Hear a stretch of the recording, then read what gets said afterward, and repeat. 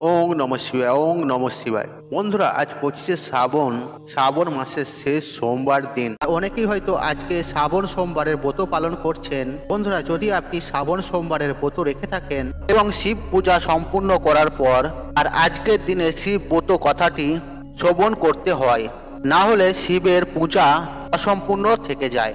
বন্ধুরা, এই ব্রত কথার মাধ্যমে আপনি পরিষ্কারভাবে জানতে সক্ষম হবে যে আজকের দিনে শিব পূজা করলে আসলে কি হয়। তাই শিব পূজার পূর্বে এই ব্রত কথাটি অবশ্যই শ্রবণ করুন এবং ভগবান শিবের পুজো সম্পূর্ণ হয়ে যাওয়ার পর আরও একবার এই ব্রত কথাটি শ্রবণ করুন। বন্ধুরা, আমি আশা করছি আপনাদের এই ব্রত কথাটি ভালো লাগবে। তাই বন্ধুরা, এই ব্রত কথাটি শুরু করছি।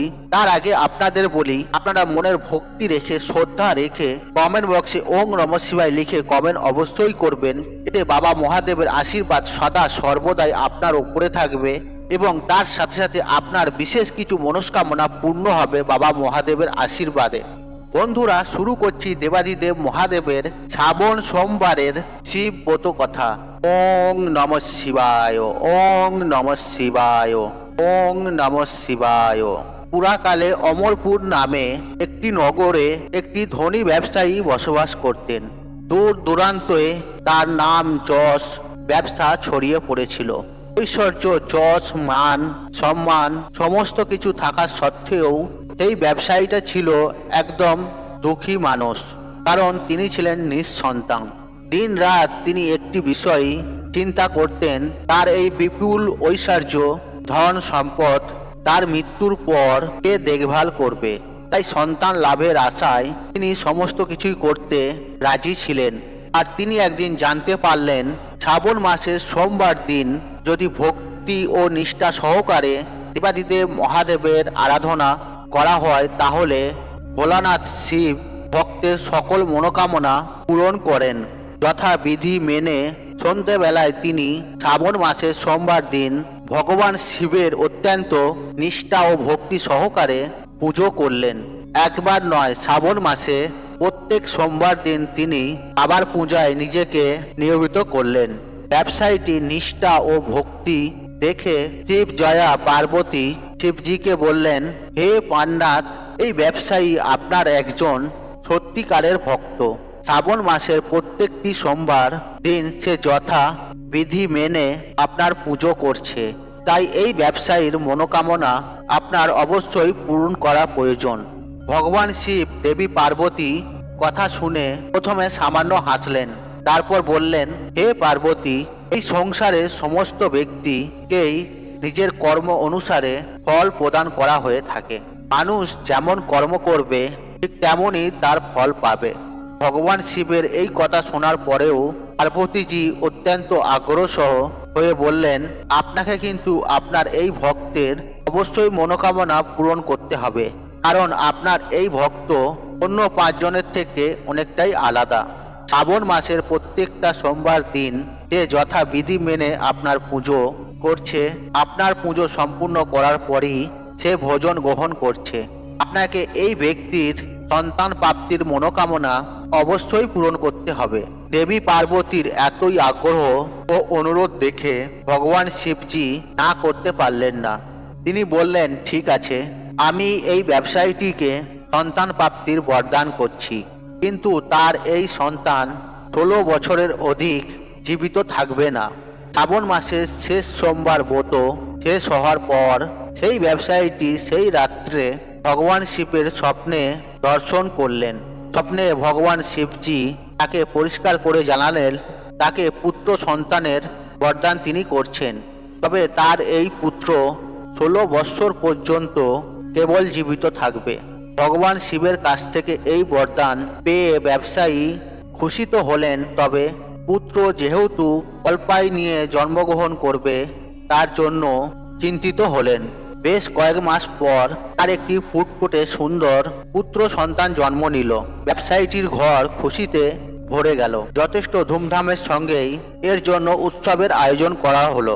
কিন্তু ব্যবসায়ীটি খুব একটা খুশি ছিলেন না, কারণ তার এই পুত্র যে অল্পায়ু হিসেবে জন্মগ্রহণ করেছেন তিনি এতদিন পর্যন্ত রহস্যই রেখেছেন। ঘটনার চক্করে সেই পুত্র সন্তানের নামকরণ করা হলো অমর নামে।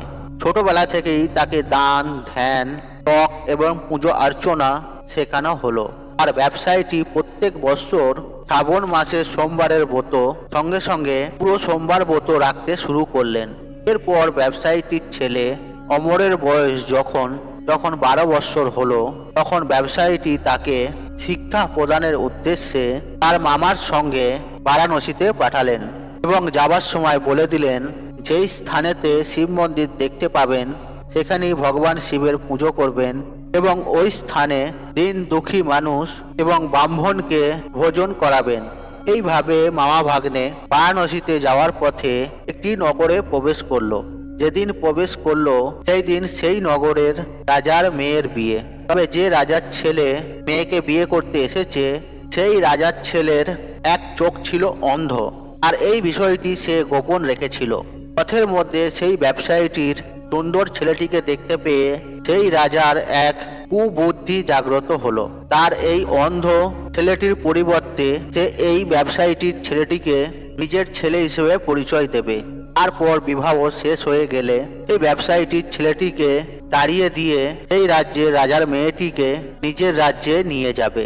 পানের ভয়ে ব্যবসায়ীটির ছেলেটি সেই সময় মুখে কিছু না বললেও বিবাহের পর রাজকুমারীর শাড়ির আঁচলে সুযোগ বুঝে লিখে দিয়ে যায় যে তোমার সঙ্গে তো আমার বিবাহ হলো, কিন্তু বিয়ের পর যে রাজকুমারের সঙ্গে তোমাকে নিয়ে যাওয়া হবে সেই রাজকুমারের আসলে এক চোখ অন্ধ। আমি তো বারাণসীতে শিক্ষা গ্রহণ করতে যাচ্ছি। বিবাহ সম্পূর্ণ হওয়ার পর পরের দিন সেই ব্যবসায়ী পুত্রকে তাড়িয়ে দেওয়া হয়, কিন্তু রাজকুমারী যেহেতু আসল সত্য জেনে ফেলেছে তাই সে রাজার অন্ধ পুত্রের সঙ্গে যেতে রাজি হয় না। ব্যবসায়ী পুত্র অমরকে নিজের স্বামী মনে করে তার জন্য প্রতিজ্ঞা করতে থাকে। অন্যদিকে অমর এবং তার মামা শেষ পর্যন্ত বারাণসীতে উপস্থিত হন। সেখানে 4 বছর ধরে অমর শিক্ষা গ্রহণ করে। তখন তার 16 বছর পূর্ণ হলো, আর সেই দিনই ভগবান শিবের স্বপ্নদেশ সত্য হয়, অর্থাৎ অমরের মৃত্যু হয়।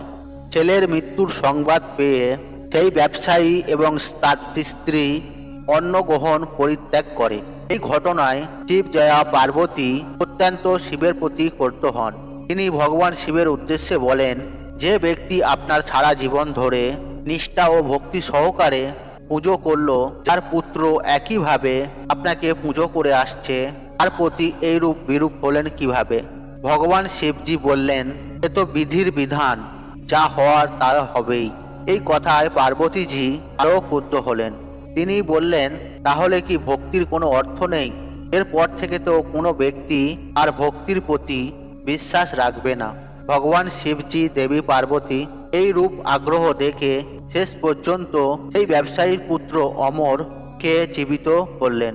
ব্যবসায়ীর পুত্র অমর শিক্ষা সমাপ্ত হওয়ার পর যখন নিজের বাড়ি ফিরতে শুরু করলেন, সেই সময় পথের মধ্যে প্রতীক্ষারত রাজকুমারী এবং রাজার বিপুল ধন সম্পদ নিয়ে নিজের নগরে প্রবেশ করলেন। ভগবান শিবজি সেই ব্যবসায়ীটিকে আবার স্বপ্নে দেখা দিলেন এবং দেখা দিয়ে বললেন, তোমার ভক্তি ও নিষ্ঠায় আমি অত্যন্ত প্রসন্ন হয়েছি, তাই বিধাতার বিধির লেখন শেষ পর্যন্ত আমাকে বদলাতে হয়েছে।